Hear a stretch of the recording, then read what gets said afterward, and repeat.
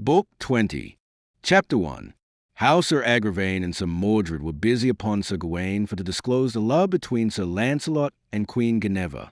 In May, when every lusty heart flourisheth and bourgeonneth, for as the season is lusty to behold and comfortable, so man and woman rejoice and gladden of summer coming with his fresh flowers. For winter with his rough winds and blasts causeth the lusty man and woman to cower and sit fast by the fire.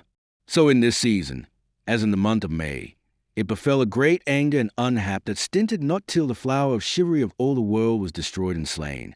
And all was long upon two unhappy knights, the which were named Agravain and Sir Mordred, that were brethren unto Sir Gawain. For this Sir Agravain and Sir Mordred had ever a privy hate unto the Queen Dame Guinevere, and to Sir Lancelot, and daily and nightly they ever watched upon Sir Lancelot. So it mishapped, Sir Gawain and all his brethren were in King Arthur's chamber, and then Sir Agravain said thus openly, and not in no council, that many knights might hear it, I marvel that we all be not ashamed both to see and to know how Sir Lancelot leads daily and nightly by the Queen, and all we know it so. And it is shamefully suffered of us all, that we all should suffer so noble a king as King Arthur is so to be shamed. Then spake Sir Gawain, and said, Brother Sir Agravain, I pray you and charge you move no such matters no more for me. For wit you well, said Sir Gawain, I will not be of your counsel. So God me help, said Sir Gaheris and Sir Gareth, we will not be knowing, Brother Agravain, of your deeds. Then will I, said Sir Mordred, I leave well that, said Sir Gawain, for ever unto all unhappiness, Brother Sir Mordred, thee too will ye grant, and I would that ye left all this, and made you not so busy, for I know, said Sir Gawain, what will fall of it what fall may. Said Sir Agravain, I will disclose it to the king. Not by my counsel, said Sir Gawain, for when there rise war and wrack betwixt Sir Lancelot and us, which you well, brother, there will many kings and great lords hold with Sir Lancelot. Also, brother Sir Agravain, said Sir Gawain, ye must remember how oft times Sir Lancelot had rescued the king and the queen, and the best of us all had been full cold at the heart root had not Sir Lancelot been better than we, and that had he proved himself full oft. And as for my part, said Sir Gawain, I will never be against Sir Lancelot for one day's deed, when he rescued me from King Carados of the Dolorous Tower, and slew him, and saved my life. Also, brother Sir Agravain and Sir Mordred, in like wise Sir Lancelot rescued you both, and 62 from Sir Turquin. Methinketh, brother, such kind deeds and kindness should be remembered. Do as ye list, said Sir Agravain, for I will lay it no longer. With these words came to them King Arthur. Now, brother, stint your noise, said Sir Gawain. We will not, said Sir Agravain and Sir Mordred. Will ye so? Said Sir Gawain. Then God speed you, for I will not hear your tales any be of your counsel. No more will I, said Sir Gareth and Sir Gaheris, for we will never say evil by that man. For because, said Sir Gareth, Sir Lancelot made me knight, by no manner owe I to say ill of him, and therewithal they three departed, making great dole. Alas, said Sir Gawain and Sir Gareth, now is this realm wholly mischieved, and the noble fellowship of the Round Table shall be disparpled. So they departed. Chapter 2. How Sir Agravain disclosed their love to King Arthur, and how King Arthur gave them license to take him. And then Sir Arthur asked them what noise they made. My lord, said Agravain, I shall tell you that I may keep no longer. Here is I and my brother Sir Mordred break unto my brother Sir Gawain, Sir Gaheris, and to Sir Gareth, how this we know all, that Sir Lancelot holdeth your queen, and hath done long, and we be your sister sons, and we may suffer it no longer, and all we wot that ye should be above Sir Lancelot. And ye are the king that made him knight, and therefore we will prove it, that he is a traitor to your person. If it be so, said Sir Arthur, wit you well he is none other, but I would be loath to begin such a thing, but I might have proofs upon it. For Sir Lancelot is an hardy knight, and all ye know he is the best knight among us all, and but if he be taken with a deed, he will fight with him that bringeth up the noise, and I know no knight that is able to match him. Therefore, and it be sooth as ye say, I would he were taken with the deed. For as the French book saith, the king was full loath thereto, that any noise should be upon Sir Lancelot and his queen. For the king had a deeming, but he would not hear of it, for Sir Lancelot had done so much for him and the queen so many times, that wit ye well the king loved him passingly well. My lord, said Sir Agravaine, ye shall ride to Morte hunting, and doubt ye not Sir Lancelot will not go with you. Then when it draweth toward night, ye may send the queen word that ye will lie out all that night, and so may ye send for your cooks. And then upon pain of death we shall take him that night with the queen, and out her we shall bring him to you dead or quick. I will well, said the king. Then I counsel you, said the king, take with you sure fellowship. Sir, said Agravaine, my brother, Sir Mordred, and I will take with us 12 knights of the Round Table. Beware, said King Arthur, for I warn you ye shall find him white. Let us deal, said Sir Agravaine and Sir Mordred. So on the morn King Arthur rode a-hunting, and sent word to the queen that he would be out all that night. Then Sir Agravaine and Sir Mordred gat to them 12 knights, and hid themselves in a chamber in the castle of Carlisle, and these were their names: Sir Colgrevance, Sir Maida de la Porte, Sir Gingaline, Sir Meliot de Logres, Sir Petipace of Winchelsea, Sir Gelrin of Galway, Sir Melion of the Mountain, Sir Astamo, Sir Gromor Somegil, Sir Curslain, Sir Florence, Sir Lovel. So these 12 knights were with Sir Mordred and Sir Agravaine, and all they were of Scotland, out her of Sir Gawain's kin, either well-willers to his brethren. So when the night came, Sir Lancelot told Sir Bors how he would go that night and speak with the queen. Sir, said Sir Bors, ye shall not go this night by my counsel. Why? Said Sir Lancelot. Sir, said Sir Bors, I dread me ever of Sir Agravaine, that waiteth you daily to do you shame and us all, and never gave my heart against no going, that ever ye went to the queen, so much as now. For I mistrust that the king is out this night from the queen, because peradventure he hath lain somewhat for you and the queen, and therefore I dread me sore treason. Have ye no dread, said Sir Lancelot, for I shall go and come again, and make no tarrying. Sir, said Sir Bors, that me repenteth, for I dread me so that your going out this night shall wrath us all. Fair nephew, said Sir Lancelot, I marvel much why ye say thus. Sithen the queen has sent for me, and wit ye well I will not be so much a coward, but she shall understand I will see her good grace. God speed you well, said Sir Bors, and send you sound and safe again. Chapter 3. How Sir Lancelot was espied in the queen's chamber, and how Sir Agravaine and Sir Mordred came with 12 knights to slay him. So Sir Lancelot departed, and took his sword under his arm, and so in his mantle that noble knight put himself in great jeopardy. And so he passed till he came to the queen's chamber, and then Sir Lancelot was lightly put into the chamber.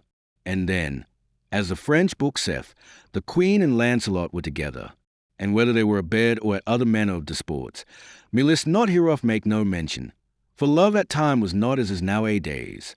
But thus as they were together, there came Sir Agravaine and Sir Mordred, with 12 knights with them of the Round Table, and they said with crying voice, Traitor knight, Sir Lancelot du Lake, now art thou taken. And thus they cried with a loud voice, that all the court might hear it. And they all 14 were armed at all points as they should fight in a battle. Alas, said Queen Guinevere, now are we mischieved both, madam. Said Sir Lancelot, is there any armour within your chamber, that I might cover my poor body withal? And if there be any, give it me, and I shall soon stint their malice, by the grace of God. Truly, said the queen, I have none armour, shield, sword, nor spear. Wherefore I dread me so our long love is come to a mischievous end. For I hear by their noise there be many noble knights, and well I would they be surely armed, and against them ye may make no resistance. Wherefore ye are likely to be slain, and then shall I be brent. For an ye might escape them, said the queen, I would not doubt but that ye would rescue me in what danger that ever I stood in. Alas, said Sir Lancelot, in all my life thus was I never bestead, that I should be thus shamefully slain for lack of mine armour. But ever in one Sir Agravaine and Sir Mordred cried, Traitor knight, come out of the queen's chamber, for wit thou well thou art so beset that thou shalt not escape. O Jesu mercy, said Sir Lancelot, this shameful cry and noise I may not suffer, for better were death at once than thus to endure this pain. Then he took the queen in his arms, and kissed her, and said, Most noble Christian queen, I beseech you as ye have been ever my special good lady, and I at all times your true poor knight unto my power, and as I never failed you in right nor in wrong sithen the first day King Arthur made me knight, that you will pray for my soul that I here be slain.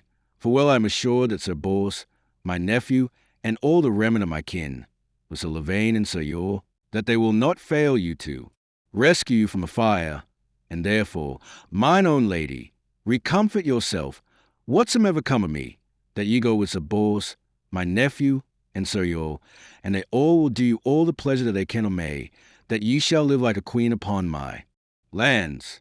But ever in one Sir Agravaine and Sir Mordred cried, Traitor knight, come out of the queen's chamber, for with thou well thou art so beset that thou shalt not escape. O Jesu mercy, said Sir Lancelot, this shameful cry and noise I may not suffer, for better were death at once than thus to endure this pain. Nay, Lancelot, said the queen, with thou well I will never live after thy days, but an thou be slain I will take my death as meekly for Jesu Christ's sake as ever did any Christian queen. Well, madam, said Ionslet, since it is so that the day is come that our love must depart, with you well I shall sell my life as dear as I may, and 1,000-fold, said Sir Lancelot, I more heavier for you than for myself. And now I had liefer than to be lord of all Christendom, that I had sure armour upon me, that men might speak of my deeds or ever I was slain. Truly, said the queen, I would and it might please God that they would take me and slay me, and suffer you to escape. That shall never be, said Sir Lancelot. God defend me from such a shame, but Jesu be thou my shield and mine armour. Chapter 4. How Sir Lancelot slew Sir Colgrevance, and armed him in his harness, and after slew Sir Agravaine, and 12 of his fellows. And therewith Sir Lancelot wrapped his mantle about his arm well and surely, and by then they had gotten a great form out of the hall, and therewithal they rashed at the door.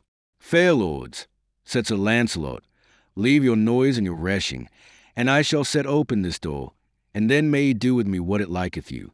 Come off then, said they all, and do it, for it availeth thee not to strive against us all, and therefore let us into this chamber, and we shall save thy life until thou come to King Arthur. Then Lancelot unbarred the door, and with his left hand he held it open a little, so that but one man might come in at once. And so there came striding a good knight, a much man and large, and his name was Colgrevance of Gore, and he with a sword struck at Sir Lancelot mightily, and he put aside the stroke, and gave him such a buffet upon the helmet, that he fell grovelling dead within the chamber door. And then Sir Lancelot with great might drew that dead knight within the chamber door, and Sir Lancelot with help of the queen and her ladies was lightly armed in Sir Colgrevance's armour. And ever stood Sir Agravaine and Sir Mordred crying, Traitor knight, come out of the queen's chamber. Leave your noise, said Sir Lancelot unto Sir Agravaine, for wit you well, Sir Agravaine, ye shall not prison me this night, and therefore an ye do by my counsel, go ye all from this chamber door, and make not such crying and such men of slander as ye do, for I promise you by my knighthood, and ye will depart and make no more noise. I shall as to morn appear for you all before the king, and then let it be seen which of you all, out else ye all, that will accuse me of treason, and there I shall answer you as a knight should, that hither I came to the queen for no manner of malengin, and that will I prove and make it good upon you with my hands. Fie on thee, traitor, said Sir Agravaine and Sir Mordred. We will have thee maugre thy head, and slay thee if we list, for we let thee wit we have the choice of King Arthur to save thee or to slay thee. Arsos, said Sir Lancelot, is there none other grace with you? Then keep yourself. So then Sir Lancelot set all open the chamber door, and mightily and knightly he strode in amongst them, and anon at the first buffet he slew Sir Agravaine, and 12 of his fellows after. Within a little while after, he laid them cold to the earth, for there was none of the 12 that might stand Sir Lancelot one buffet. Also Sir Lancelot wounded Sir Mordred, and he fled with all his might. And then Sir Lancelot returned again unto the queen, and said, Madam, now wit you well our true love is brought to an end, for now will King Arthur ever be my foe, and therefore, madam, and it like you that I may have you with me, I shall save you from all manner adventures dangerous. That is not best, said the queen. Meseemeth now ye have done so much harm, it will be best ye hold you still with this. And if ye see that as to morn they will put me unto the death, then may ye rescue me as ye think best. I will well, said Sir Lancelot, for have ye no doubt, while I am living I shall rescue you. And then he kissed her, and either gave other a ring. And so they left the queen, and went until his lodging. Chapter 5. How Sir Lancelot came to Sir Bors, and told him how he had sped, and in what adventure he had been, and how he had escaped. When Sir Bors saw Sir Lancelot, he was never so glad of his homecoming as he was then. Jesu mercy, said Sir Lancelot, why be ye all armed? What meaneth this? Sir, said Sir Bors, after you were departed from us, we all that be of your blood and your well-willers were so drenched that some of us leapt out of our beds naked, and some in their dreams caught naked swords in their hands. Therefore, said Sir Bors, we deemed there some great strife at hand, and then we all deemed that ye were bet rep with some treason, and therefore we made us thus ready, what need that ever ye were in. My fair nephew, said Sir Lancelot unto Sir Bors, now shall ye wit all, that this night I was more harder bestead than ever I was in my life, and yet I escaped. And so he told them all how and in what manner, as ye have heard tofore. And therefore, my fellows, said Sir Lancelot, I pray you all that ye will be of good heart in what need somever I stand, for now is war come to us all. Sir, said Bors, all is welcome that God sendeth us, and we have had much weal with you and much worship, and therefore we will take the woe with you as we have taken the weal. And therefore, they said all, there were many good knights. Look ye take no discomfort, for there is no bands of knights under heaven, but we shall be able to grieve them as much as they may us. And therefore discomfort not yourself by no manner, and we shall gather together that we love, and that loveth us, and what that ye will have done shall be done. And therefore, Sir Lancelot, said they, we will take the woe with the weal.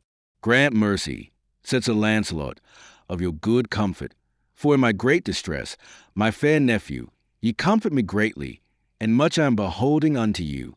But this, my fair nephew, I would that ye did in all haste that ye may, or it be 4 days, that ye will look in a lodging that be lodged here nigh about the king, which will hold with me, and which will not, for now I would know which are my friends from my foes. Sir, said Sir Bors, I shall do my pain, and or it be 7 of the clock I shall with of such as ye have said before, who will hold with you. Then Sir Bors called unto him Sir Lionel, Sir Ector de Maris, Sir Blamore de Gannis, Sir Bleoberis de Gannis, Sir Gahalantine, Sir Galihodin, Sir Galahad, Sir Meneduc Sir Verus the Valiant, Sir Hebes le Renums, Sir Lavaine Sir of Hungary, Sir Neruns, Sir Planorius. These 2 knights Sir Lancelot made, and the one he won upon a bridge, and therefore they would never be against him. And Harry le Fise du Lake, and Sir Silices of the Dolorous Tower, and Sir Melias de Lisle, and Sir Belengier le Buse, that was Sir Alisander son of Orphelin, because his mother Alice le Beale Pellerin, and she was kin unto Sir Lancelot, and he held with him. So there came Sir Palomides and Sir Sophie, his brother, to hold with Sir Lancelot, and Sir Clegius of Sadoc, and Sir Dinas, Sir Clarius of Claremont. So these 22 knights drew them together, and by then they were armed on horseback, and promised Sir Lancelot to do what he would. Then there fell to them, what of North Wales and of Cornwall, for Sir Lamorak's sake, and for Sir Tristram's sake, to the number of 80 knights. My lords, said Sir Lancelot, wit you well, I have been ever since I came into this country well-willed unto my lord, King Arthur, and unto my lady, Queen Guinevere, unto my power, and this night because my lady the queen sent for me to speak with her. I suppose it was made by treason, howbeit I dare largely excuse her person, notwithstanding I was there by a forecast near slain, but as Jesu provided me I escaped all their malice and treason. And then that noble knight Sir Lancelot told them all how he was hard bestead in the queen's chamber, and how and in what manner he escaped from them. And therefore, said Sir Lancelot, wit you well, my fair lords, I am sure there is but woe unto me and mine. And for because I have slain this night these knights, I wot well, as is Sir Agravain Sir Gawain's brother, and at the least 12 of his fellows. For this cause now I am sure of mortal war, for these knights were sent and ordained by King Arthur to betray me. And therefore the king will in his heat and malice judge the queen to the fire, and that may I not suffer, that she should be brent for my sake. For when I may be heard and suffered and so taken, I will fight for the queen, that she is a true lady unto her lord. But the king in his heat I dread me will not take me as I ought to be taken. Chapter 6. Of the counsel and advice that was taken by Sir Lancelot and his friends for to save the queen. My lord, Sir Lancelot, said Sir Bors, by mine advice ye shall take the woe with the weal, and take it in patience, and thank God of it. And sit hen it is fallen as it is, I counsel you keep yourself. For in ye will yourself, there is no fellowship of knights christened that shall do you wrong. Also I will counsel you, my lord, Sir Lancelot, that if my lady, Queen Guinevere, be in distress, insomuch as she is in pain for your sake, that ye nightly rescue her, and ye did otherwise, all the world will speak of you shame to the world's end. Insomuch as ye were taken with her, whether ye did right or wrong, it is now your part to hold with the queen, that she be not slain and put to a mischievous death, for when she so die, the shame shall be yours.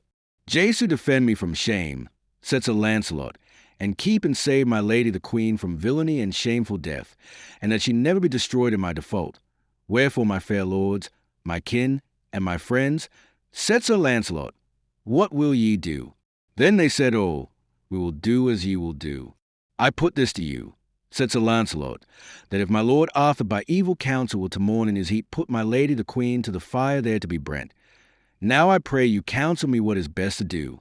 Then they said all at once with one voice, Sir, us think it best that ye nightly rescue the queen, insomuch as ye shall be brent it is for your sake, and it is to suppose, and ye might be handled, ye should have the same death, or more shameful a death.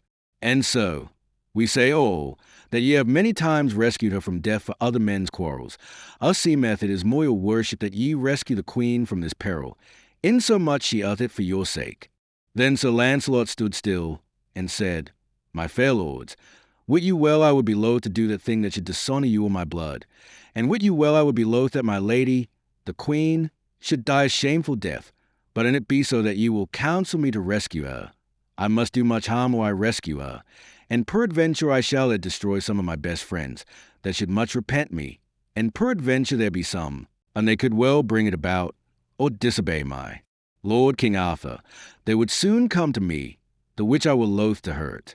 And if so be that I rescue her, where shall I keep her? That shall be the least care of us all, said Sir Bors. How did the noble knight Sir Tristram, by your goodwill, kept not he with him La Beale Isoud near 3 year in joyous guard? The which was done by your altar device, and that same place is your own, and in likewise may ye do in ye list, and take the queen lightly away, if it so be the king will judge her to be brent, and in joyous guard he may keep her long enough until the heat of the king be past. And then shall ye bring again the queen to the king with great worship, and then peradventure ye shall have thank for her bringing home, and love and thank where others shall have maugre. That is hard to do, said Sir Lancelot, for by Sir Tristram I may have a warning. For when by means of treaties Sir Tristram brought again La Beale Isoud unto King Mark from joyous guard, look what befell in the end, how shamefully that false traitor King Mark slew him as he sat harping afore his lady La Beale Isoud. With a grounding glaive he thrust him in behind to the heart. It grieveth me, said Sir Lancelot, to speak of his death, for all the world may not find such a knight. All this is truth, said Sir Bors, but there is one thing shall courage you and us all. Ye know well King Arthur and King Mark were never like of conditions, for there was never yet man could prove King Arthur untrue of his promise. So to make short tale, they were all consented that for better out her for worse, if so that the queen were on that morn brought to the fire, shortly they all would rescue her. And so by the advice of Sir Lancelot, they put them all in an ambushment in a wood, as nigh Carlisle as they might, and there they abode still, to wit what the king would do. Chapter 7. How Sir Mordred rode hastily to the king, to tell him of the affray and death of Sir Agravaine and the other knights. Now turn we again unto Sir Mordred, that when he was escaped from the noble knight, Sir Lancelot, he anon get his horse and mounted upon him, and rode unto King Arthur, so wounded and smitten, and all forbled.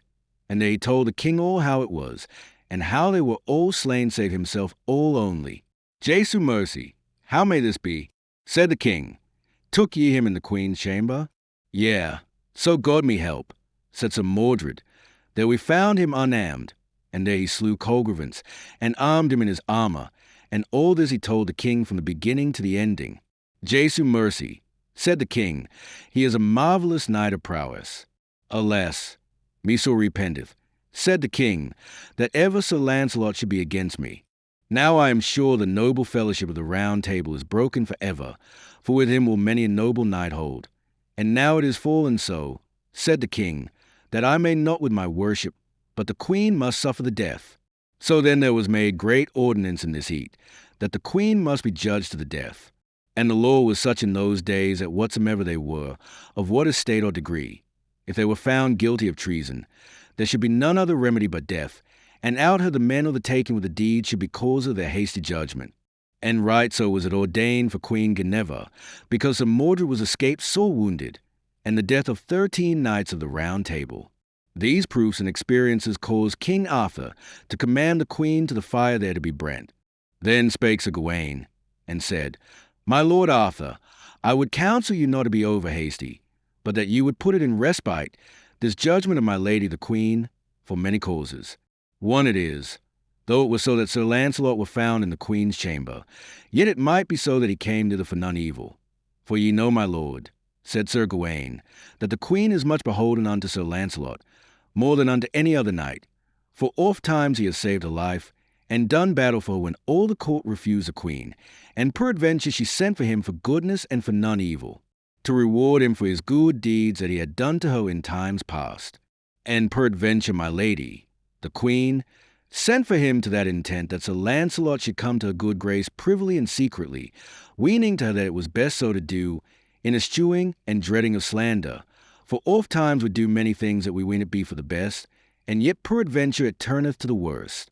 For I dare say, said Sir Gawain, my lady, your queen, is to you both good and true, and as for Sir Lancelot, said Sir Gawain, I dare say he will make it good upon any knight living that will put upon himself villainy or shame, and in like wise he will make good for my lady, Dame Guinevere. That I believe well, said King Arthur, but I will not that way with Sir Lancelot, for he trusteth so much upon his hands and his might that he doubteth no man, and therefore for my queen he shall never fight more, for she shall have the law.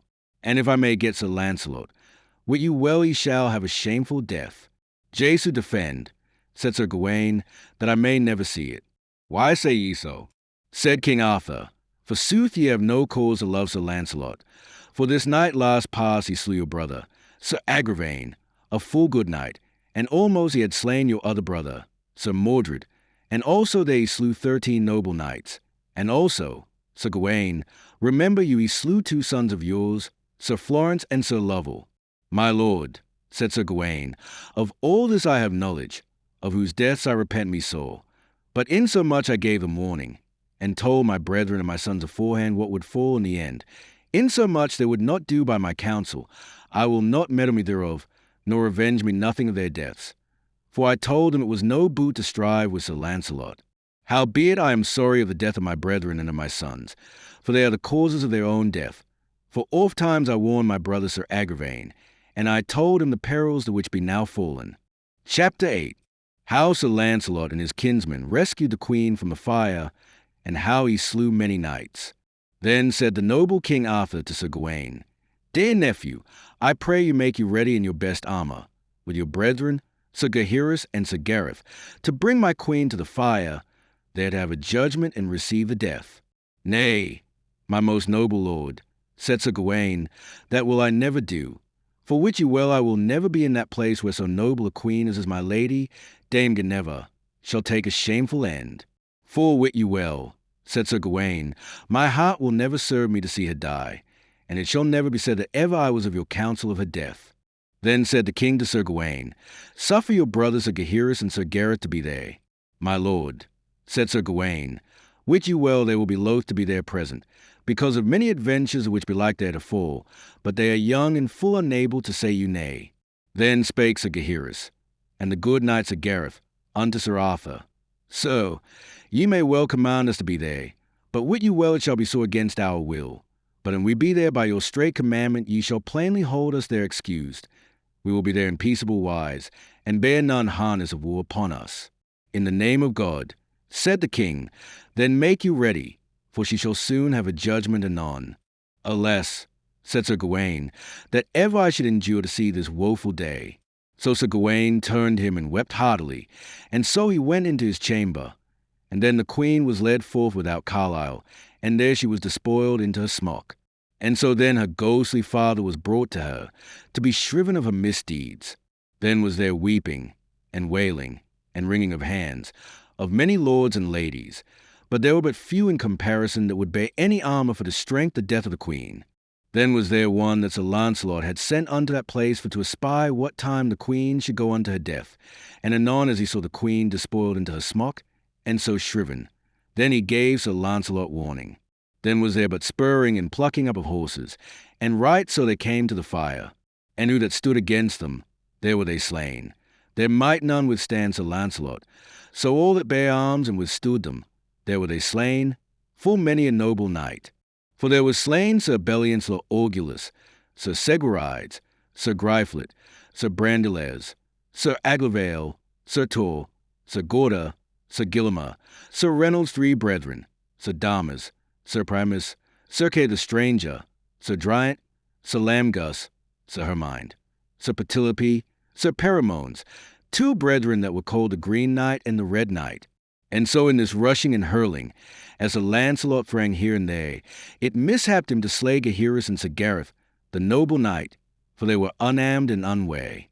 For as the French book saith, Sir Lancelot smote Sir Gareth and Sir Gaheris upon the brainpans, wherethrough they were slain in the field. Howbeit in very truth Sir Lancelot saw them not, and so they found dead among the thickest of the press. Then when Sir Lancelot had thus done, and slain, and put to flight all that would withstand him, then he rode straight unto Dame Guinevere, and made a kirtle and a gown to be cast upon her. And then he made her to be set behind him, and prayed her to be of good cheer. Wit you well the queen was glad that she was escaped from the death. And then she thanked God and Sir Lancelot. And so he rode his way with the queen, as the French book saith, unto Joyous Gard. And there he kept her as a noble knight should do. And many great lords and some kings sent Sir Lancelot many good knights, and many noble knights drew unto Sir Lancelot. When this was known openly, that King Arthur and Sir Lancelot were at debate, many knights were glad of their debate, and many were full heavy of their debate. Chapter 9. Of the sorrow and lamentation of King Arthur for the death of his nephews and other good knights, and also for the queen, his wife. So turn we again unto King Arthur, that when it was told him how and in what manner wise the queen was taken away from the fire, and when he heard of the death of his noble knights, and in especial of Sir Gaheris and Sir Gareth's death, then the king swooned for pure sorrow. And when he awoke of his swoon, then he said, Alas, that ever I bear crown upon my head. For now have I lost the fairest fellowship of noble knights that ever held Christian king together. Alas, my good knights be slain away from me. Now within these 2 days I have lost 40 knights, and also the noble fellowship of Sir Lancelot and his blood, for now I may never hold them together no more with my worship. Alas, that ever this war began. Now, fair fellows, said the king, I charge you that no man tell Sir Gawain of the death of his two brethren. For I am sure, said the king, when Sir Gawain heareth tell that Sir Gareth is dead, he will go nigh out of his mind. Mercy Jesu, said the king, why slew he Sir Gareth and Sir Gaheris? For I dare say as for Sir Gareth he loves Sir Lancelot above all men earthly.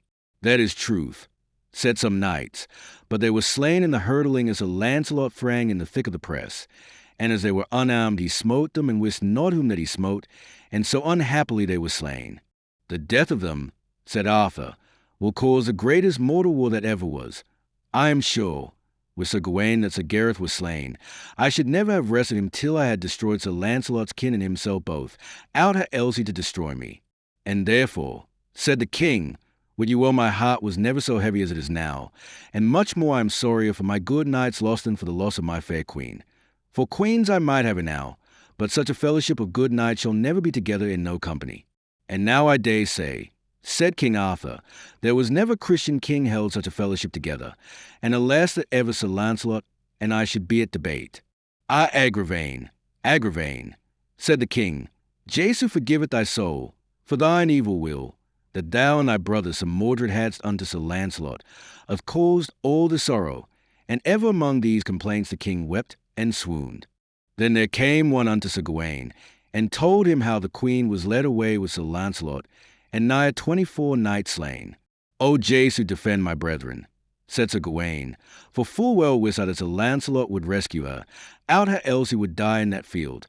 And to say the truth, he had not been a man of worship had he not rescued the queen that day, insomuch he should have been brent for his sake. And as in that, said Sir Gawain, he hath done but knightly, and as I would have done myself and I had stood in like case. But where are my brethren? Said Sir Gawain, I marvel I hear not of them. Truly, said that man, Sir Gareth and Sir Gaheris be slain. Jason defend, said Sir Gawain, for all the world I would not that they were slain, and in especial my good brother, Sir Gareth. Sir, said the man, he is slain, and that is great pity. Who slew him? Said Sir Gawain. Sir, said the man, Lancelot slew them both. That may I not believe, said Sir Gawain, that ever he slew my brother, Sir Gareth, for I dare say my brother Gareth loved him better than me, and all his brethren, and the king both. Also I dare say, and Sir Lancelot had desired my brother Sir Gareth, with him he would have been with him against the king and us all, and therefore I may never believe that Sir Lancelot slew my brother. Sir, said this man, it is noise that he slew him. Chapter 10. How King Arthur, at the request of Sir Gawain, concluded to make war against Sir Lancelot, and laid siege to his castle called Joyous Gard. Alas, said Sir Gawain, now is my joy gone. And then he fell down and swooned, and long he lay there as he had been dead. And then, when he arose of his swoon, he cried out sorrowfully, and said, Alas! And right so Sir Gawain ran to the king, crying and weeping, O King Arthur, mine uncle, my good brother Sir Gareth is slain, and so is my brother Sir Gaheris, the which were two noble knights. Then the king wept, and he both, and so they fell a-swooning. And when they were revived, then spake Sir Gawain, Sir, I will go see my brother, Sir Gareth. Ye may not see him, said the king, for I cause him to be interred, and Sir Gaheris both. For I well understood that ye would make overmuch sorrow, and the sight of Sir Gareth should have caused your double sorrow. Alas, my lord, said Sir Gawain, how slew he my brother, Sir Gareth? Mine own good lord, I pray you tell me. Truly, said the king, I shall tell you how it is told me. Sir Lancelot slew him and Sir Gaheris both. Alas, said Sir Gawain, they bare none arms against him, neither of them both. I wot not how it was, said the king, but as it is said, Sir Lancelot slew them both in the thickest of the press and knew them not, and therefore let us shape a remedy for to revenge their deaths. My king, my lord, and mine uncle, said Sir Gawain, wit you well now I shall make you a promise that I shall hold by my knighthood, that from this day I shall never fail Sir Lancelot until the one of us have slain the other. And therefore I require you, my lord and king, dress you to the war, for wit you well I will be revenged upon Sir Lancelot. And therefore, as ye will have my service and my love, now haste you thee too, and essay your friends. For I promise unto God, said Sir Gawain, for the death of my brother, Sir Gareth, I shall seek Sir Lancelot throughout 7 kings' realms, but I shall slay him or else he shall slay me. Ye shall not need to seek him so foul, said the king, for as I hear say, Sir Lancelot will abide me and you in the Joyous Gard, and much people draweth unto him, as I hear say. That may I believe, said Sir Gawain, but my lord, he said, essay your friends, and I will essay mine. It shall be done, said the king, and as I suppose I shall be big enough to draw him out of the biggest tower of his castle. So then the king sent letters and writs throughout all England, both in the length and the breadth, for to summon all his knights. And so unto Arthur drew many knights, dukes, and earls, so that he had a great host. And when they were assembled, the king informed them how Sir Lancelot had bereft him his queen. Then the king and all his host made them ready to lay siege about Sir Lancelot, where he lay within Joyous Gard. Thereof heard Sir Lancelot, and purveyed him of many good knights, for with him held many knights, and some for his own sake, and some for the queen's sake. Thus they were on both parties well furnished, and garnished of all manner of thing that longed to the war. But King Arthur's host was so big that Sir Lancelot would not abide him in the field, for he was full loath to do battle against the king. But Sir Lancelot drew him to his strong castle with all manner of victual, and as many noble men as he might suffice within the town and the castle. Then came King Arthur with Sir Gawain with an huge host, and laid a siege all about Joyous Gard, both at the town and at the castle, and there they made strong war on both parties. But in no wise Sir Lancelot would ride out, nor go out of his castle, of long time. Neither he would none of his good knights to issue out, neither none of the town nor the castle, until 15 weeks were past. Chapter 11. Of the communication between King Arthur and Sir Lancelot, and how King Arthur reproved him. Then it befell upon a day in harvest time, Sir Lancelot looked over the walls, and spake on high unto King Arthur and Sir Gawain, My lords both, wit ye well all is in vain that ye make at this siege. For here win ye no worship but maugre and dishonour, for when it lists me to come myself out and my good knights, I should full soon make an end of this war. Come forth, said Arthur unto Lancelot, and thou durst, and I promise thee I shall meet thee in midst of the field. God defend me, said Sir Lancelot, that ever I should encounter with the most noble king that made me knight. Fie upon thy fair language, said the king, for wit you well and trust it, I am thy mortal foe, and ever will to my death day. For thou hast slain my good knights, and full noble men of my blood, that I shall never recover again.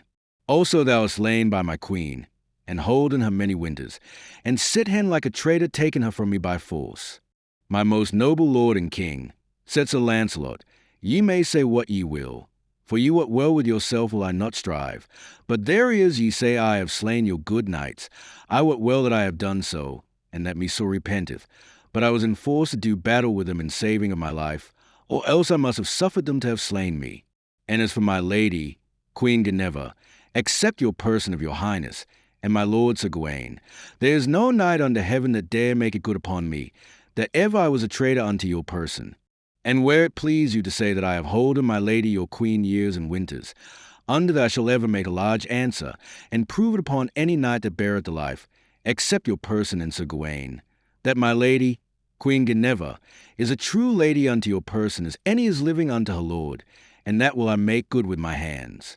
Howbeit it hath liked a good grace to have me in chit, and to cherish me more than any other knight, and unto my power I again have deserved her love, for oft times, my lord, ye consented that she should be brent and destroyed in your heat, and then it fortuned me to do battle for her, and when I departed from her adversary, they confessed their untruth, and she full worshipfully excused.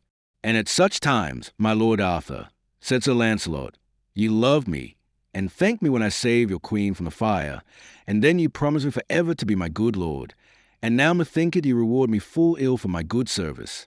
And my good lord, meseemeth I had lost a great part of my worship in my knighthood, and I had suffered my lady, your queen, to have been brent, and insomuch she should have been brent for my sake. For sithen I have done battle for your queen in other quarrels than in mine own, meseemeth now I had more right to do battle for her in right quarrel. And therefore, my good and gracious lord, said Sir Lancelot, take your queen unto your good grace, for she is both fair, true, and good. Fie on thee, false recreant knight, said Sir Gawain, I let thee wit my lord, mine uncle, King Arthur, shall have his queen and thee, maugre thy visage, and slay both whether it please him. It may well be, said Sir Lancelot, but wit you well, my lord Sir Gawain, and me list to come out of this castle ye should win me and the queen more harder than ever ye won a strong battle. Fie on thy proud words, said Sir Gawain. As for my lady, the queen, I will never say of her shame. But thou, false and recreant knight, said Sir Gawain, what cause hadst thou to slay my good brother Sir Gareth, that loved thee more than all my kin? Unless thou madest him knight thine own hands, why slew thou him that loved thee so well? For to excuse me, said Sir Lancelot, it helpeth me not, but by Jesu, and by the faith that I owe to the high order of knighthood, I should with as good will have slain my nephew, Sir Bors de Ganis, at that time. But alas that ever I was so unhappy, said Lancelot, that I had not seen Sir Gareth and Sir Gaheris. Thou liest, recreant knight, said Sir Gawain, thou slewest him in despite of me, and therefore, wit thou well I shall make war to thee, and all the while that I may live. That me repenteth, said Sir Lancelot, for well I understand it helpeth not to seek none accordment while ye, Sir Gawain, are so mischievously set. And if ye were not, I would not doubt to have the good grace of my lord Arthur. I believe it well, false recreant knight, said Sir Gawain, for thou hast many long days overled me in us all, and destroyed many of our good knights. Ye say as it pleaseth you, said Sir Lancelot, and yet may it never be said on me, and openly proved, that ever I by forecast of treason slew no good knight, as my lord, Sir Gawain, ye have done, and so did I never, but in my defence that I was driven thereto, in saving of my life. Ah, false knight, said Sir Gawain, that thou meanest by Sir Lamorak, wit thou well I slew him. Ye slew him not yourself, said Sir Lancelot. It had been overmuch on hand for you to have slain him, for he was one of the best knights christened of his age, and it was great pity of his death. Chapter 12. How the cousins and kinsmen of Sir Lancelot excited him to go out to battle, and how they made them ready. Well, well, said Sir Gawain to Lancelot, sit hen thou and braidest me of Sir Lamorak. Without well I shall never leave thee till I have thee at such avail that thou shalt not escape my hands. I trust you well enough, said Sir Lancelot, and ye may get me I get but little mercy. But as the French book saith, the noble King Arthur would have taken his queen again, and have been accorded with Sir Lancelot, but Sir Gawain would not suffer him by no manner of mean. And then Sir Gawain made many men to blow upon Sir Lancelot, and all at once they called him false recreant knight. Then when Sir Bors de Ganis, Sir Ector de Maris, and Sir Lionel heard this outcry, they called to them Sir Palomides, Sir Sophia's brother, and Sir Lavaine, with many more their blood, and all they went unto Sir Lancelot, and said thus, My lord Sir Lancelot, wit ye well we have great scorn of the great rebukes that we heard Gawain say to you. Wherefore we pray you, and charge you as ye will of our service, keep us no longer within these walls. For wit you well plainly, we will ride into the field and do battle with them. For ye fare as a man that were afeard, and for all your fair speech it will not avail you. For wit you well Sir Gawain will not suffer you to be accorded with King Arthur, and therefore fight for your life and your right, and ye dare. Alas, said Sir Lancelot, for to ride out of this castle, and to do battle, I am full loath. Then Sir Lancelot spake on high unto Sir Arthur and Sir Gawain, My lords, I require you and beseech you, sit hen that I am thus required and conjured to ride into the field, that neither you, my lord King Arthur, nor you Sir Gawain, come not into the field. What shall we do then? Said Sir Gawain, Is this the king's quarrel with thee to fight? And it is my quarrel to fight with thee, Sir Lancelot, because of the death of my brother Sir Gareth. Then must I needs unto battle, said Sir Lancelot. Now wit you well, my lord Arthur and Sir Gawain, ye will repent it whensoever I do battle with you. And so then they departed either from other, and then either party made them ready on the morn for to do battle, and great purveyance was made on both sides. And Sir Gawain let purvey many knights to wait upon Sir Lancelot, for to overset him and to slay him. And on the morn at undern Sir Arthur was ready in the field with 3 great hosts. And then Sir Lancelot's fellowship came out at 3 gates, in a full good array. And Sir Lionel came in the foremost battle, and Sir Lancelot came in the middle, and Sir Bors came out at the 3rd gate. Thus they came in order and rule, as full noble knights. And always Sir Lancelot charged all his knights in any wise to save King Arthur and Sir Gawain. Chapter 13. How Sir Gawain jousted and smote down Sir Lionel, and how Sir Lancelot horsed King Arthur. Then came forth Sir Gawain from the king's host, and he came before and proffered to joust. And Sir Lionel was a fierce knight, and lightly he encountered with Sir Gawain. And there Sir Gawain smote Sir Lionel throughout the body, that he dashed to the earth like as he had been dead. And then Sir Ector de Maris and other more bare him into the castle. Then there began a great stour, and much people were slain. And ever Sir Lancelot did what he might to save the people on King Arthur's party, for Sir Palomides and Sir Bors and Sir Sophia overthrew many knights, for they were deadly knights. And Sir Blamore de Ganis, and Sir Bleoberis de Ganis, with Sir Belengier le Buse. These 6 knights did much harm, and ever King Arthur was nigh about Sir Lancelot to have slain him, and Sir Lancelot suffered him, and would not strike again. So Sir Bors encountered with King Arthur, and there with a spear Sir Bors smote him down, and so he alighted and drew his sword, and said to Sir Lancelot, Shall I make an end of this war? And that he meant to have slain King Arthur. Not so hardy, said Sir Lancelot, upon pain of thy head, that thou touch him no more, for I will never see that most noble king that made me knight neither slain and he shamed. And therewithal Sir Lancelot alighted off his horse, and took up the king and horsed him again, and said thus, My lord Arthur, for God's love stint this strife, for ye get here no worship, and I would do mine utterance, but always I forbear you, and ye nor none of you forbeareth me. My lord, remember what I have done in many places, and now I am evil rewarded. Then when King Arthur was on horseback, he looked upon Sir Lancelot, and then the tears brast out of his eyen, thinking on the great courtesy that was in Sir Lancelot more than in any other man. And therewith the king rode his way, and might no longer behold him, and said, Alas, that ever this war began. And then either parties of the battles withdrew them to repose them, and buried the dead, and to the wounded men they laid soft salves, and thus they endured that night till on the morn. And on the morn by undern they made them ready to do battle. And then Sir Bors led the forward. So upon the morn there came Sir Gawain as brim as any boar, with a great spear in his hand. And when Sir Bors saw him, he thought to revenge his brother Sir Lionel of the despite that Sir Gawain did him the other day. And so they that knew either other feuded their spears, and with all their mights of their horses and themselves, they met together so feloniously that either bare other through, and so they fell both to the earth. And then the battles joined, and there was much slaughter on both parties. Then Sir Lancelot rescued Sir Bors, and sent him into the castle, but neither Sir Gawain nor Sir Bors died not of their wounds, for they were all holpen. Then Sir Lavaine and Sir Earl prayed Sir Lancelot to do his pain, and fight as they had done. For we see ye forbear and spare, and that doth much harm. Therefore we pray you spare not your enemies no more than they do you. Alas, said Sir Lancelot, I have no heart to fight against my lord Arthur, for ever meseemeth I do not as I ought to do. My lord, said Sir Palomides, though ye spare them all this day, they will never con you thank, and if they may get you at avail, ye are but dead. So then Sir Lancelot understood that they said him truth, and then he strained himself more than he did aforehand, and because his nephew Sir Bors was sore wounded. And then within a little while, by even song time, Sir Lancelot and his party better stood, for their horses went in blood past the fetlocks. There was so much people slain. And then for pity Sir Lancelot withheld his knights, and suffered King Arthur's party for to withdraw them aside. And then Sir Lancelot's party withdrew them into his castle, and either parties buried the dead, and put salve unto the wounded men. So when Sir Gawain was hurt, they on King Arthur's party were not so orgulous as they were tough-a-hand to do battle. Of this war was noise through all Christendom, and at the last it was noise afore the Pope. And he considering the great goodness of King Arthur and of Sir Lancelot, that was called the most noblest knights of the world, wherefore the Pope called unto him a noble clerk that at that time was there present.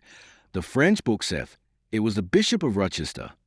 And the Pope gave him bulls under lead unto King Arthur of England, charging him upon pain of interdicting of all England, that he take his queen dame Guinevere unto him again, and accord with Sir Lancelot. Chapter 14.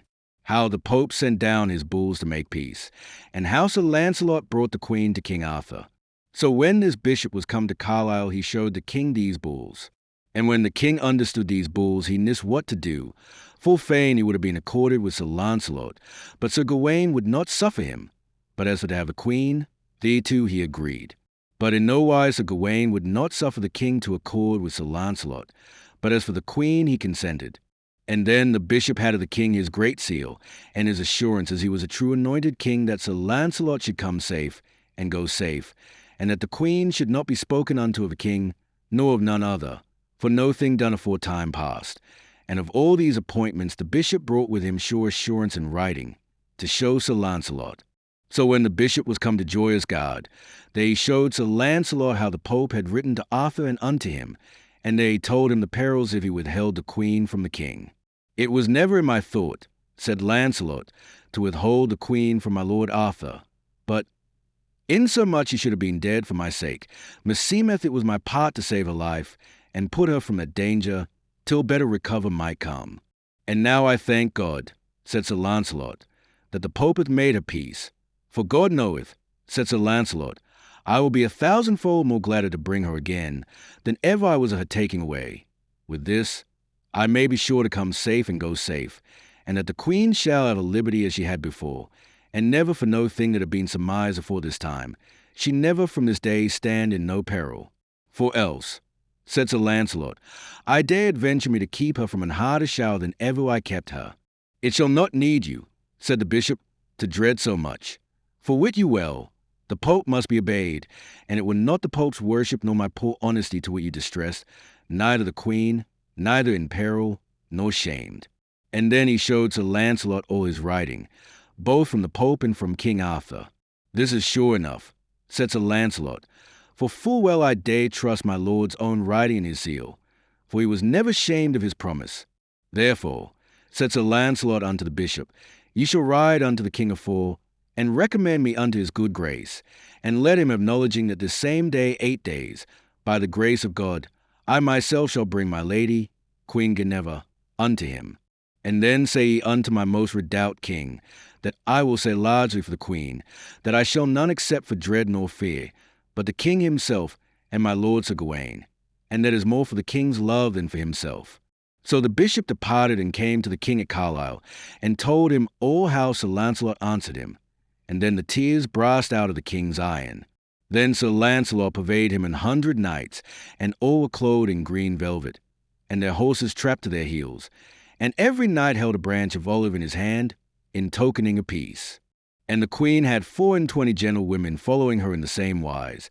And Sir Lancelot had 12 coursers following him, and on every courser sat a young gentleman, and all they were arrayed in green velvet, with saps of gold about their quarters, and the horse trapped in the same wise down to the heels, with many ouches, wise set with stones and pearls and gold, to the number of 1,000. And she and Sir Lancelot were clothed in white cloth of gold tissue.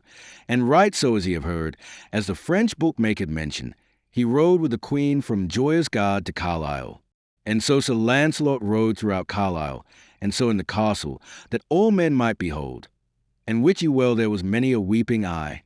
And then Sir Lancelot himself alighted and avoided his horse, and took the queen, and so led her where King Arthur was in his seat. And Sir Gawain sat afore him, and many other great lords. So when Sir Lancelot saw the king and Sir Gawain, then he led the queen by the arm, and then he kneeled down, and the queen both. Wit you well, then was there many bold knight there with King Arthur that wept as tenderly as though they had seen all their kin afore them. So the king sat still, and said no word. And when Sir Lancelot saw his countenance, he arose and pulled up the queen with him, and thus he spake full knightly. Chapter 15. Of the deliverance of the queen to the king by Sir Lancelot, and what language Sir Gawain had to Sir Lancelot. My most redoubt king, ye shall understand, by the Pope's commandment and yours, I have brought to you my lady the queen, as right requireth. And if there be any knight, of whatsoever degree that he be, except your person, that will say or dare say but that she is true and clean to you, I here myself, Sir Lancelot du Lake, will make it good upon his body, that she is a true lady unto you, but lies ye have listened, and that hath caused debate betwixt you and me.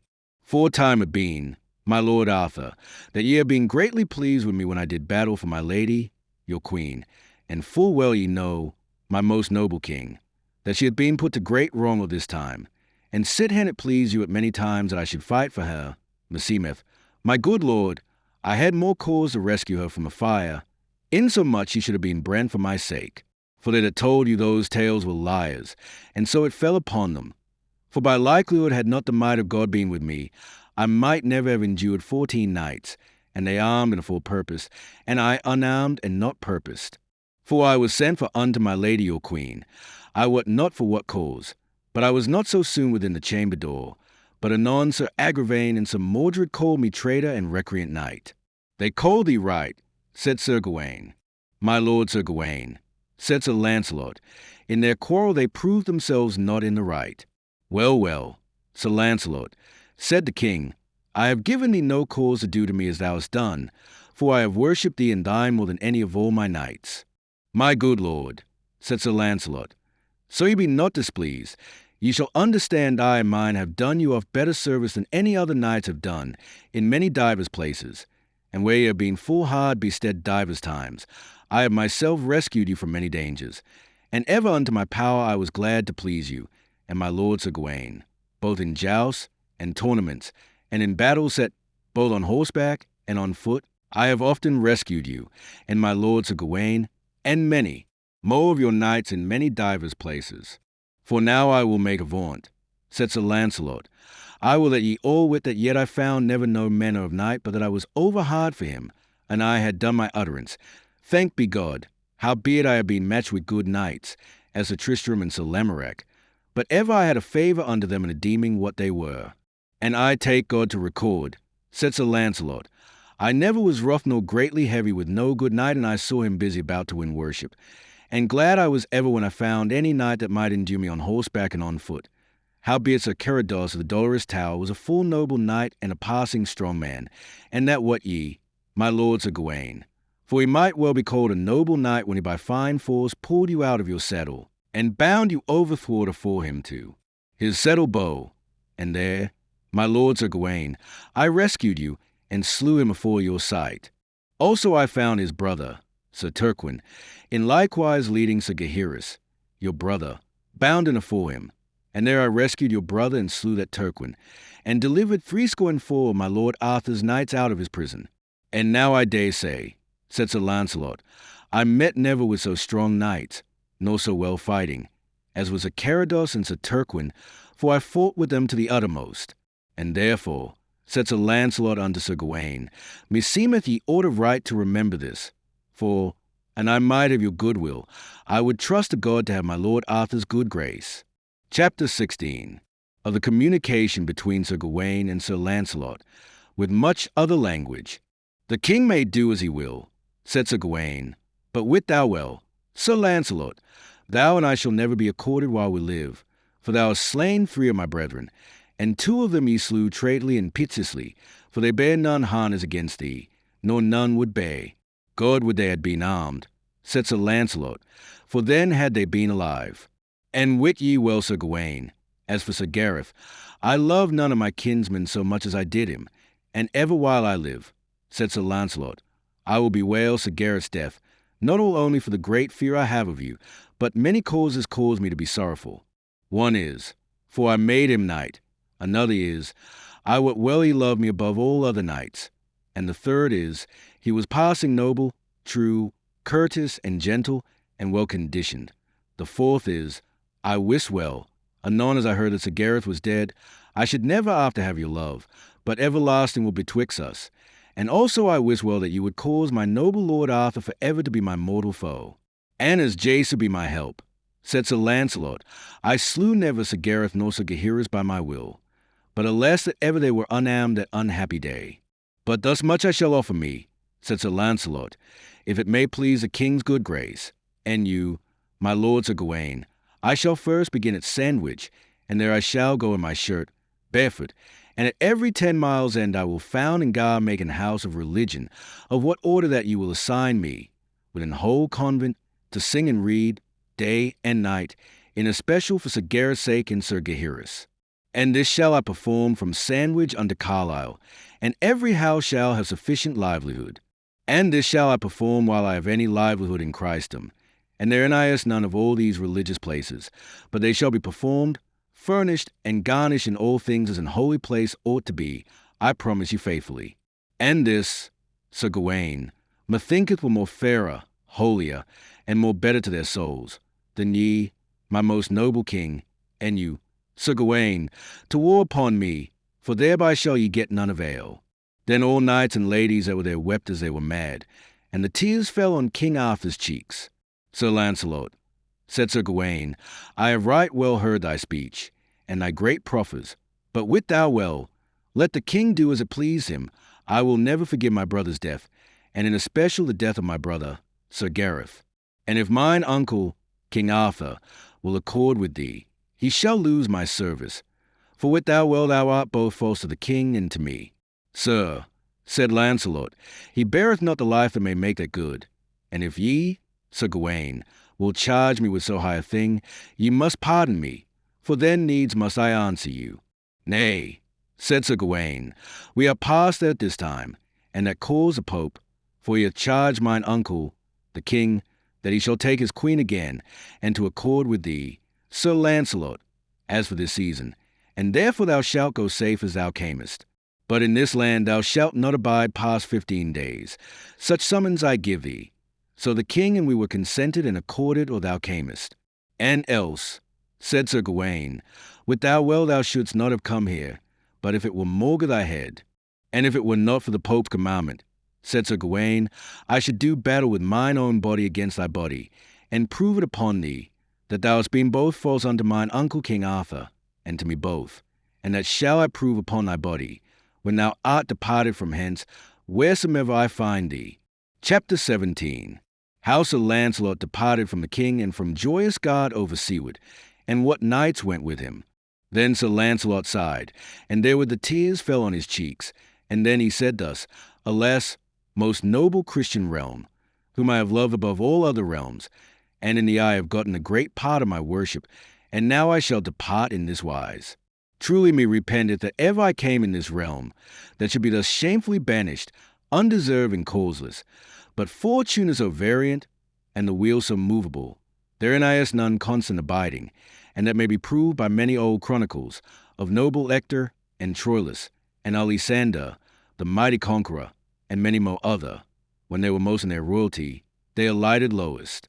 And so fareth it by me, said Sir Lancelot, for in this realm I had worship, and by me and mine all the whole round table being increased more in worship, by me and mine blood, than by any other. And therefore wit thou well, Sir Gawain, I may live upon my lands as well as any knight that here is. And if ye, most redoubt king, will come upon my lands with Sir Gawain to war upon me, I must endure you as well as I may. But as to you, Sir Gawain, if that ye come there, I pray you charge me not with treason or felony, for when ye do, I must answer you. Do thou thy best, said Sir Gawain, therefore hide thee fast that thou wert gone, and wit thou well we shall soon come after, and break the strongest castle that thou hast upon thy head. That shall not need, said Sir Lancelot, for an I were as augurous set as ye are, wit you well I should meet you in midst of the field. Make thou no more language, said Sir Gawain, but deliver the queen from thee, and pike thee lightly out of this court. Well, said Sir Lancelot, an I had wist of this shortcoming, I would have advised me twice or that I had come hither. For when the queen had been so dear to me as he knows her, I durst have kept her from a fellowship of the best knights under heaven. And then Sir Lancelot said unto Guinevere, in hearing of the king and them all, Madam, now I must depart from you in this noble fellowship for ever, and sithen it is so, I beseech you to pray for me, and say me well, and if ye be hard bestead by any false tongues, lightly my lady send me word, and if any knight's hands may deliver you by battle, I shall deliver you. And therewithal Sir Lancelot kissed the queen, and then he said all openly, Now let's see what he be in this place, that they say the queen is not true unto my lord Arthur. Let's see who will speak, and he dare speak. And therewith he brought the queen to the king, and then Sir Lancelot took his leave and departed, and there was neither king, duke, nor earl, baron nor knight, lady nor gentlewoman, but all they wept as people out of their mind, except Sir Gawain. And when the noble Sir Lancelot took his horse to ride out of Carlisle, there was sobbing and weeping for pure dole of his departing. And so he took his way unto Joyous Gard, and then ever after he called at the Dolorous Gard, and thus departed Sir Lancelot from the court for ever. And so when he came to Joyous Gard, he called his fellowship unto him, and asked them what they would do. Then they answered all wholly together with one voice they would as he would do. My fair fellows, said Sir Lancelot, I must depart out of this most noble realm, and now I shall depart it grieveth me sore, for I shall depart with no worship. For a flemmed man departed never out of a realm with no worship. And that is my heaviness, for ever I fear after my days that men shall chronicle upon me that I was flemmed out of this land. And else, my fair lords, be ye sure, and I had not dread shame, my lady, Queen Guinevere, and I should never have departed. Then spake many noble knights, as Sir Palomides, Sir Sophia his brother, and Sir Belengaire le Buse, and Sir Yole, with Sir Lavaine, with many others. Sir, an ye be so disposed to abide in this land, we will never fail you. And if ye list not to abide in this land, therein is none of the good knights that here be will fail you, for many causes. One is, all we that be not of your blood shall never be welcome to the court. And sithen it liked us to take a part with you in your distress and heaviness in this realm, wit you well it shall like us as well to go in other countries with you, and there to take such part as ye do. My fair lords, said Sir Lancelot, I well understand you, and as I can, thank you, and ye shall understand. Such livelihood as I am born unto I shall depart with you in this manner wise. That is to say, I shall depart all my livelihood and all my lands freely among you, and I myself will have as little as any of you, for have I sufficient that may long to my person, I will ask none other rich array. And I trust to God to maintain you on my lands as well as ever were maintained any. Knights, then spake all the knights at once, ye have shame that will leave you, for we all understand in this realm will be now no quiet, but ever strife and debate. Now the fellowship of the Round Table is broken, for by the noble fellowship of the Round Table was King Arthur upborne, and by their noblesse the king and all his realm was in quiet and rest, and a great part they said all was because of your noblesse. Chapter 18. how Sir Lancelot passed over the sea, and how he made great lords of the knights that went with him. Truly, said Sir Lancelot, I thank you all of your good saying. Howbeit, I wot well, in me was not all the stability of this realm, but in that I did my devour.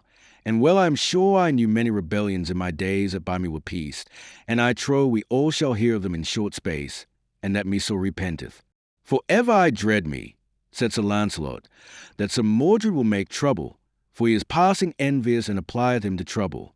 So they were accorded to go with Sir Lancelot to his lands, and to make short tale, they trussed and paid all that would ask them, and wholly 100 knights departed with Sir Lancelot at once, and made their vows they would never leave him for weal nor for woe. And so they shipped at Cardiff, and sailed unto Benwick. Some men call it Bayonne, and some men call it Bone, where the wine of Bone is. But to say the sooth, Sir Lancelot and his nephews were lords of all France, and of all the lands that longed unto France. He and his kindred rejoiced at all through Sir Lancelot's noble prowess. And then Sir Lancelot stuffed and furnished and garnished all his noble towns and castles. Then all the people of those lands came to Sir Lancelot on foot and hands. And so when he had established all these countries, he shortly called a parliament. And there he crowned Sir Lionel, king of France, and Sir Bors crowned him king of all King Claude's lands. And Sir Ector de Maris, that was Sir Lancelot's youngest brother, he crowned him king of Benwick, and king of all Guienne, that was Sir Lancelot's own land. And he made Sir Ector prince of them all, and thus he departed. Then Sir Lancelot advanced all his noble knights, and first he advanced them of his blood.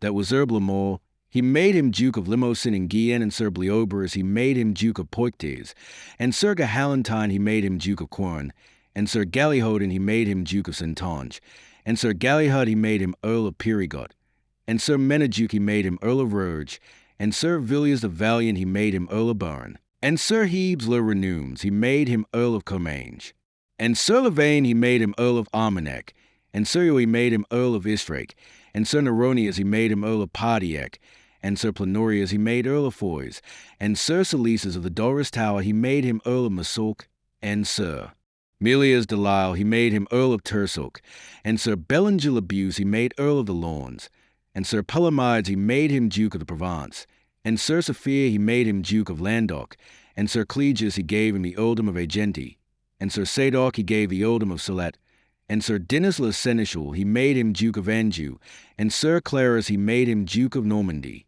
Thus Sir Lancelot rewarded his noble knights and many more, that meseemeth it were too long to rehearse. Chapter 19. How King Arthur and Sir Gawain made a great host ready to go oversea to make war on Sir Lancelot. So leave we Sir Lancelot in his lands, and his noble knights with him, and return we again unto King Arthur and to Sir Gawain, that made a great host ready, to the number of 60,000, and all thing was made ready for their shipping to pass over the sea. And so they shipped at Cardiff. And there King Arthur made Sir Mordred chief ruler of all England, and also he put Queen Guinevere under his governance. Because Sir Mordred was King Arthur's son, he gave him the rule of his land and of his wife. And so the king passed the sea and landed upon Sir Lancelot's lands, and there he brent and wasted, through the vengeance of Sir Gawain, all that they might overrun. When this word came to Sir Lancelot, that King Arthur and Sir Gawain were landed upon his lands, and made a full great destruction and waste, then spake Sir Bors, and said, My lord Sir Lancelot, it is shame that we suffer them thus to ride over our lands. For wit you well, suffer ye them as long as ye will, they will do you no favour, and they may handle you. Then said Sir Lionel that was wary and wise, My lord Sir Lancelot, I will give this counsel. Let us keep our strong walled towns until they have hunger and cold, and blow on their nails, and then let us freshly set upon them, and shred them down as sheep in a field, that aliens may take example for ever how they land upon our lands. Then spake King Bagdemagus to Sir Lancelot, Sir, your courtesy will shende us all, and thy courtesy hath waked all the sorrow. For when they thus over our lands ride, they shall by process bring us all to naught whilst we thus in holes us hide. Then said Sir Galahad unto Sir Lancelot, Sir, here be knights come of king's blood, that will not long droop, and they are within these walls. Therefore give us leave, like as we be knights, to meet them in the field, and we shall slay them, that they shall curse the time that ever they came into this country. Then spake 7 brethren of North Wales, and they were 7 noble knights. A man might seek in 7 kings' lands, or he might find such 7 knights.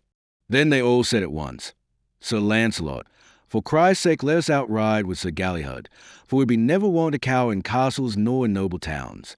Then spake Sir Lancelot, that was master and governor of them all, my fair lords, wit you well I am full loath to ride out with my knights for shedding of Christian blood, and yet my lands I understand be full bare for to sustain any host a while.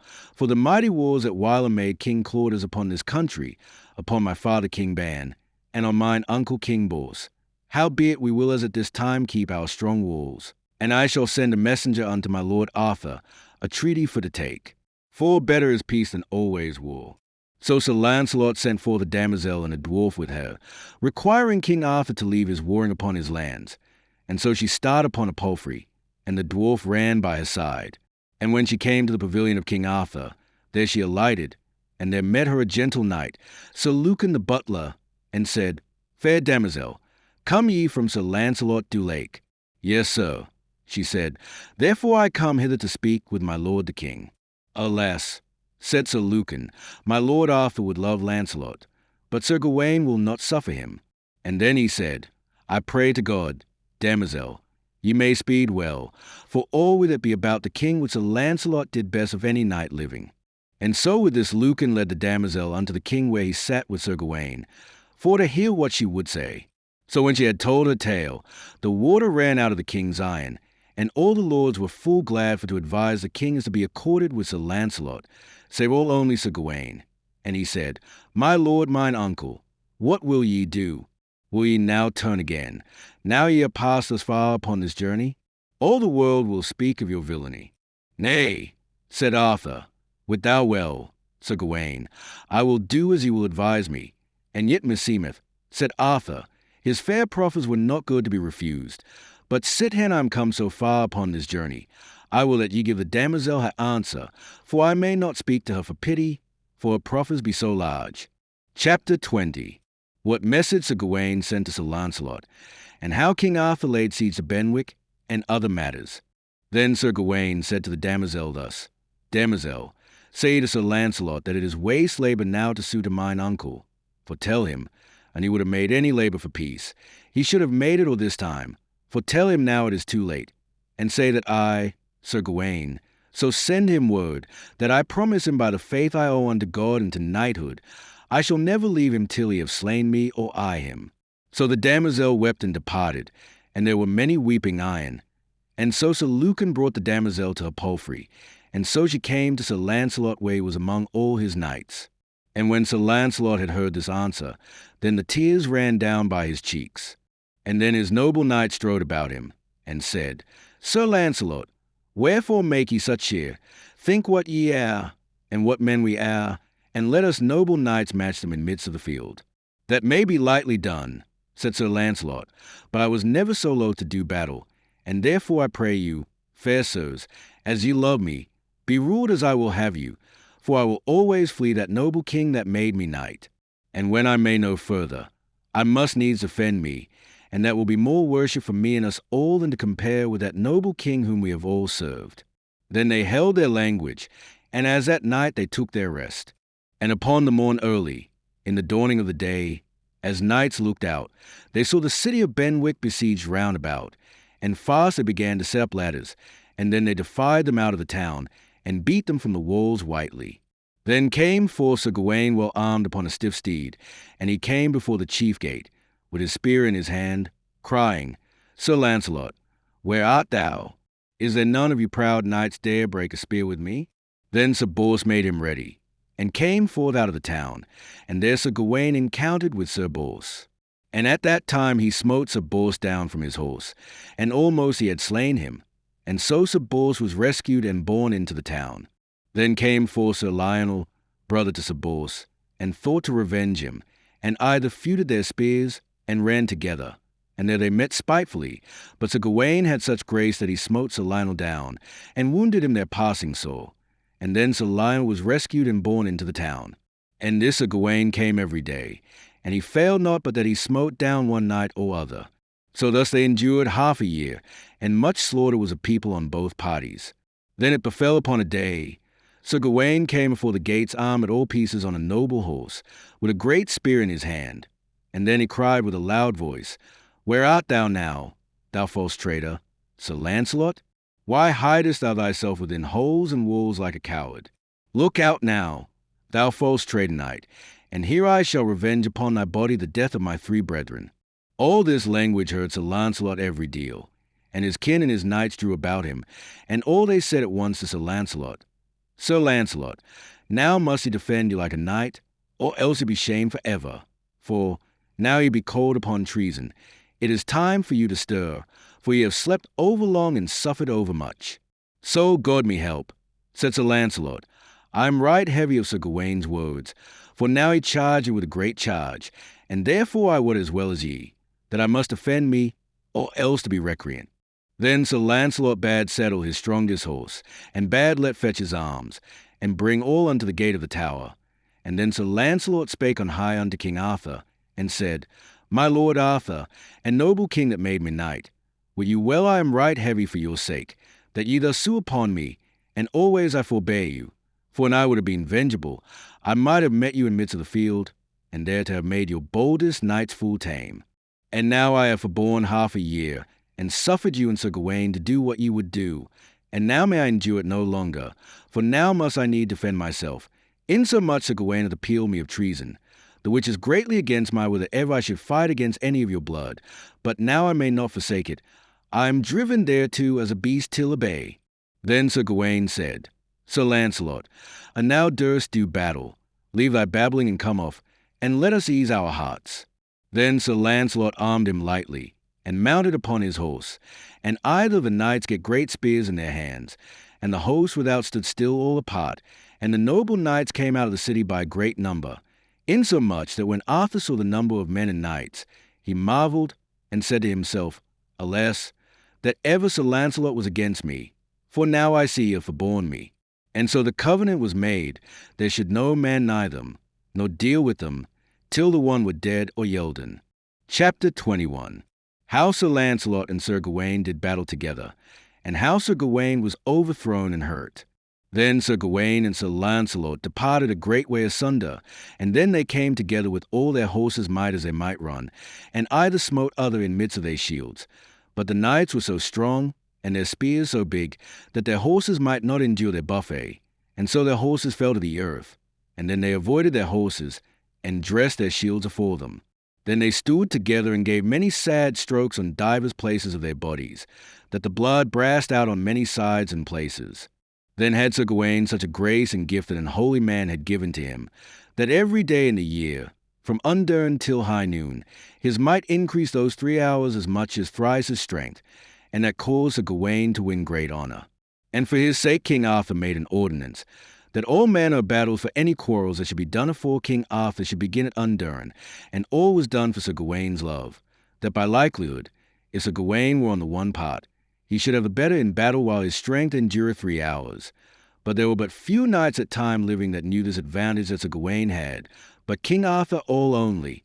Thus Sir Lancelot fought with Sir Gawain, and when Sir Lancelot felt his might evermore increase, Sir Lancelot wondered and dread him sore to be shamed. For as the French book saith, Sir Lancelot weened, when he felt Sir Gawain double his strength, that he had been a fiend and none earthly man. Wherefore Sir Lancelot traced and traversed, and covered himself with his shield, and kept his might and his bride during 3 hours. And that while Sir Gawain gave him many sad brunts, and many sad strokes, that all the knights that beheld Sir Lancelot marvelled how that he might endure him. But full little understood they the travail that Sir Lancelot had for to endure him. And then when it was past noon, Sir Gawain had no more but his own might. When Sir Lancelot felt him so come down, then he stretched him up and stood near Sir Gawain, and said thus, My lord Sir Gawain, now I feel ye have done. Now, my lord Sir Gawain, I must do my part, for many great and grievous strokes I have endured you this day with great pain. Then Sir Lancelot doubled his strokes and gave Sir Gawain such a buffet on the helmet that he fell down on his side, and Sir Lancelot withdrew him from him. Why withdrawest thou thee? Said Sir Gawain, Now turn again, false traitor knight, and slay me, for when thou leave me thus, when I am whole I shall do battle with thee again. I shall endure you, Sir, by God's grace. But wit thou well, Sir Gawain, I will never smite a felled knight. And so Sir Lancelot went into the city, and Sir Gawain was borne into King Arthur's pavilion, and leeches were brought to him, and searched and salved with soft ointments. And then Sir Lancelot said, Now have good day, my lord the king, for wit you well you win no worship at these walls, and if I would my knights outbring, there should many a man die. Therefore, my lord Arthur, remember you of old kindness, and however I fare, Jace will be your guide in all places. Chapter 22 of the sorrow that King Arthur made for the war, and of another battle where also Sir Gawain had the worse. Alas, said the king, that ever this unhappy war was begun. For ever Sir Lancelot forbeareth me in all places, and in likewise my kin, and that is seen well this day by my nephew Sir Gawain. Then King Arthur fell sick for sorrow of Sir Gawain, that he was so sore hurt, and because of the war betwixt him and Sir Lancelot. So then they on King Arthur's part kept the siege with little war without forth, and they within forth kept their walls, and defended them when need was. Thus Sir Gawain lay sick 3 weeks in his tents, with all manner of leechcraft that might be had. And as soon as Sir Gawain might go and ride, he armed him at all points, and start upon a courser, and get a spear in his hand. And so he came riding for the chief gate of Benwick. And there he cried on height, Where art thou, Sir Lancelot? Come forth, thou false traitor knight and recreant, for I am here. Sir Gawain will prove this that I say on thee.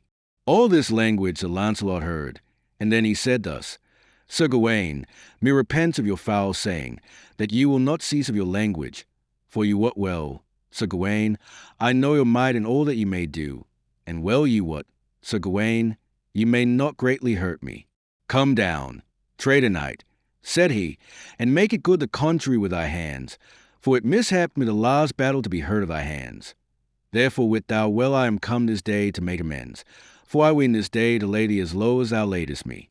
Jesu defend me, said Sir Lancelot, that ever I be so far in your danger as ye have been in mine, for then my days were done. But Sir Gawain, said Sir Lancelot, ye shall not think that I tarry long, but sit hen that ye so unknightly call me of treason, ye shall have both your hands full of me. And then Sir Lancelot armed him at all points, and mounted upon his horse, and get a great spear in his hand, and rode out at the gate. And both the hosts were assembled, of them without and of them within, and stood in array full manly. And both parties were charged to hold them still, to see and behold the battle of these 2 noble knights.